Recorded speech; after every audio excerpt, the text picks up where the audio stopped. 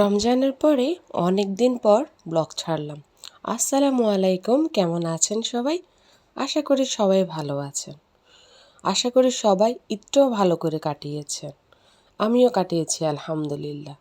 কিন্তু ঈদের আমি কোনো ব্লগ নিতে পারিনি, কোনো ভিডিও করতে পারিনি, প্রচুর ব্যস্ত ছিলাম। আর দেখা গেছে ব্যস্ততার পরে যতটুকু সময় পেয়েছি ততটুকু বিশ্রাম নিয়েছি। তাই তেমন কোনো ভিডিও করা হয়নি আর আপলোডও করা হয়নি। তো ঈদের পরে আমার কিন্তু এটা প্রথম ব্লগ। জানি ঈদের সময় সবার বাড়িতে খাওয়া দাওয়া হই হুল্লোড় চলেছে। সবাই নতুন নতুন জামা পরে আত্মীয় স্বজন পাড়া প্রতিবেশী সবার বাড়িতে বেড়াতে গিয়েছে।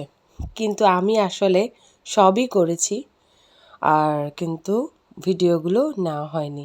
মানে এত বেশি ব্যস্ত ছিলাম, একা হাতের কাজ তো, তাই ব্যস্ততার পরিমাণটাও বেশি ছিল। যাই হোক, সকালবেলা, এটা খুব সকালে না, 10টা-11টার সময় আমি নাস্তাটা করছি।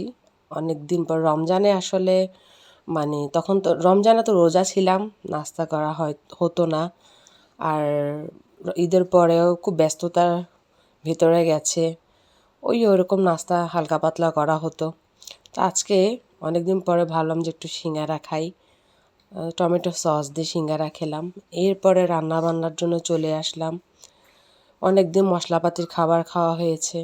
ঈদ মানে তো হচ্ছে খাওয়া দাওয়া, আর ভারী মশলাপাতির খাওয়া দাওয়া, তারপরে ঠান্ডা, তারপরে গরম, সব মিলেই তো একটা খাবারের একটা চাপ শরীরের মধ্যে পড়া।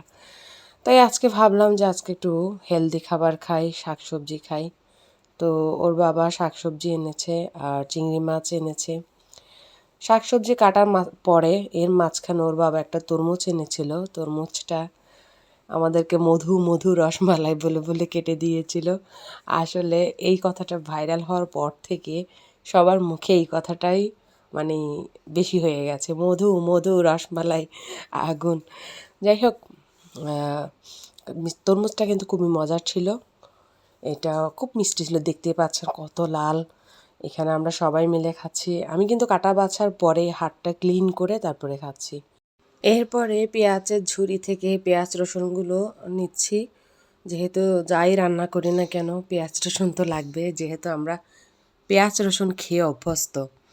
পেঁয়াজ রসুনগুলো কেটে পরিষ্কার পরিচ্ছন্ন করে ধুয়ে সব কিছু গুছিয়ে নিলাম। আজকে যা যা রান্না করব, আজকে রান্না করব ইলিশ শুটকির পাতুরি। তাই ইলিশ শুটকির পাতুরিগুলো শুটকি মাছ দিয়ে পেঁয়াজ রসুন আমার পছন্দ অনুযায়ী মশলা দিয়ে মেখে তারপরে লাউ পাতার ভেতরে দিয়ে প্যানের মধ্যে ঢাকনা দিয়ে দিলাম। আমার হাতের কালারসহ চেঞ্জ হয়ে গেছে, কারণ আমি ওইগুলো হাতে মাখিয়েছিলাম, যেগুলো পাতুরিতে দিয়েছি, মরিচ মশলা, তারপরে পেঁয়াজ রসুন। এরপরে লাউ পাতাটা যাতে পুড়ে না যায়, যেহেতু আমি লাউ পাতাটা সহ খাবো, সেই হিসেবে চুলাটা অনেক কম আঁচে দিয়ে পাতুরিটা রান্না করে ফেলেছি। এরপরে রান্না করেছিলাম চিংড়ি মাছের দো পেঁয়াজা, কারণ ইলিশ শুটকির একটু লবণাক্ত বেশি হয়, বাচ্চারা খেতেও পারে নাও খেতে পারে, সেটা ভেবে একটু চিংড়ি মাছের দো পেঁয়াজা করেছি। এরপরে করেছিলাম একটু ডাল সেদ্ধ, বুটের ডাল কষিয়ে নিয়েছি। কষানোর পরে এখানে লাউ শাকের যে ছোট ছোট পাতাগুলো ছিল, ডগাগুলো ছিল, সেগুলো কুটে হাঁড়ির মধ্যে দিয়ে দিলাম। আর আমার রান্না হয়ে গেল ডাল দিয়ে লাউ শাক রান্না। ডাল দিয়ে কিন্তু লাউ শাক খেতে দারুণ মজা হয়। তো আমার রান্না বান্না শেষ, এবার খাওয়ার পালা।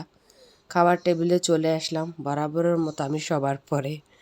আমি কিন্তু সবসময় সবার পরে খাই, এটা আমার অভ্যাস না, আসলে আমি সময় করে নিতে পারি না। সবাইকে খাইয়ে দাইয়ে দিয়ে তারপরে মোহাম্মদকে ম্যানেজ করে বাকি সময়গুলো আমার জন্য রেখে, আমার খাওয়া দাওয়া, রেস্ট, আর কি, আর হচ্ছে আমার ভিডিও এডিটিং, এই পার্সোনাল কাজ করা। যাই হোক, ইলিশ মাছের পাতুরিটা কিন্তু আলহামদুলিল্লাহ অনেক মজা হয়েছে। তো আজকের জন্য এখানে বিদায় নিচ্ছি। আল্লাহ হাফেজ।